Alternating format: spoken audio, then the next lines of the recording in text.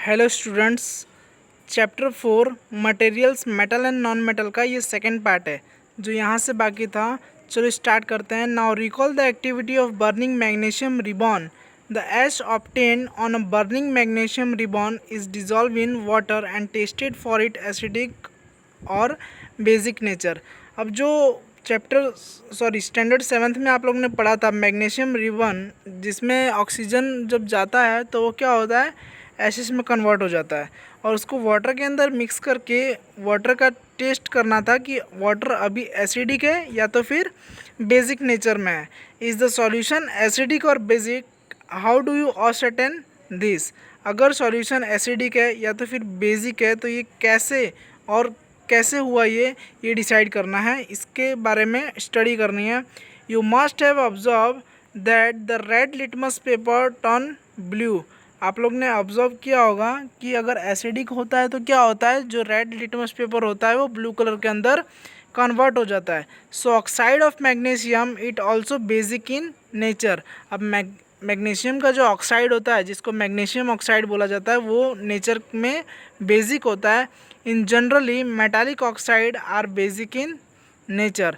Generally क्या होता है, मेटालिक जितने भी मेटल ऑक्साइड्स होते हैं वो नेचर में बेसिक होता है। Let us now observe the reaction of non metal with oxygen.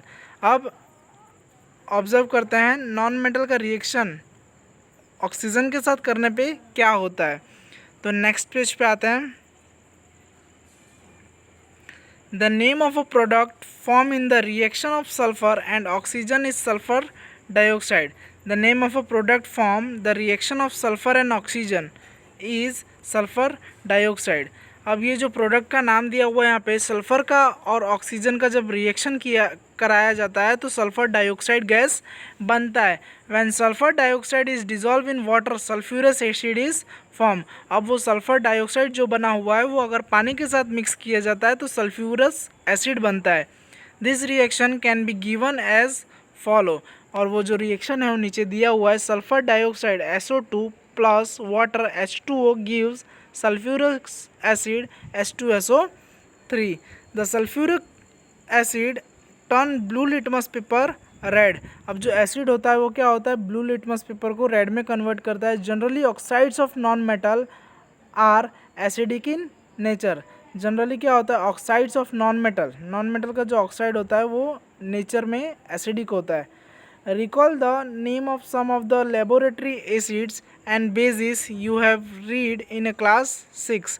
बहुत सारे लेबोरेटरी के केमिकल के बारे में आप लोग ने क्लास 7th में पढ़ा होगा। Note down their names in a table 4.4। अब उसी का नेम 4.4 टेबल में आप लोग को मेंशन करना है, नोट डाउन करना है। आइडेंटिफाई द मेटल और non metal present in them which form oxides with oxygen.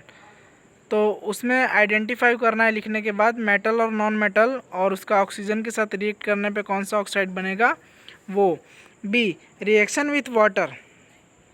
Late us see how metal and non metal react with water.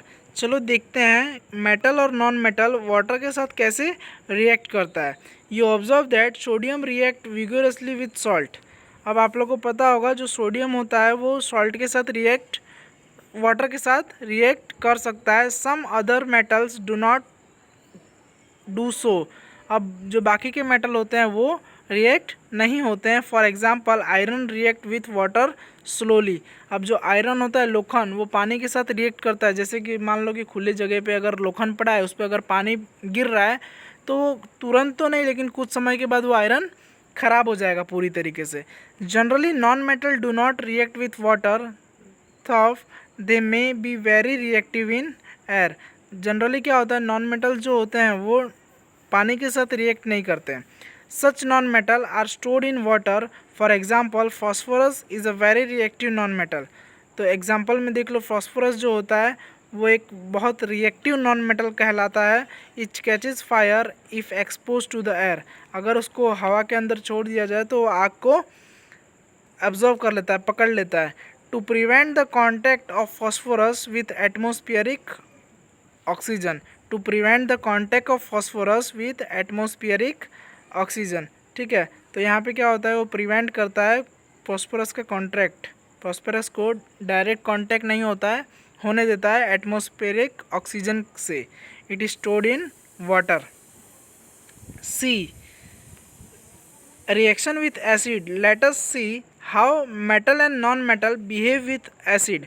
Reaction with acid में देखो मेटल और non metal acid के साथ क्या behave करता है वो देखना है। Is there a difference in the way metal and non metal react with acid. अब क्या कोई डिफरेंस है दोनों में, या तो फिर मेटल रिएक्ट कर रहा है या तो नॉन मेटल रिएक्ट कर रहा है, दोनों में कोई डिफरेंस है। What could the pop sound in some cases be due to when burning a matchstick is brought near the mouth and taste the tube? अब मान लो कि कोई भी मैस्टिक अगर जलाई जाती है तो उसमें से थोड़ा आवाज़ आती है, ठीक है। You must have found that non-metal generally do not react with acid but metal react with acid and produce hydrogen gas. अब आप लोग को ये तो पता है कि नॉन मेटल जो होता है वो जनरली एसिड के साथ रिएक्ट नहीं करता है, बट मेटल जो होता है वो एसिड के साथ रिएक्ट करता है और प्रोड्यूस करता है hydrogen gas. Hydrogen gas produce करता है जो बर्न करने के टाइम पे पॉप अप साउंड क्रिएट करता है, ठीक है। You must have notice that copper does not react with dilute hydrochloric acid. आप लोग ने नोटिस किया होगा जो कॉपर होता है वो does not react with dilute hydrochloric acid. Hydrochloric acid से कॉपर रिएक्ट नहीं करता है even on heating, but it react with sulphuric acid, ठीक है। तो वो हीट करने के बावजूद भी हाइड्रोक्लोरिक एसिड से रिएक्ट नहीं करता है बल्कि सल्फ्यूरिक एसिड से कर लेता है। यहाँ पे आप लोग का सेकेंड पार्ट ओवर हो रहा है और थर्ड पार्ट जिसमें आप लोग का चैप्टर ख़त्म हो जाएगा वो इसके बाद चला दिया जाएगा। इसके बाद के वीडियो में मैं थर्ड पार्ट को एक्सप्लेन कर दूँगा, ठीक है। Thank you.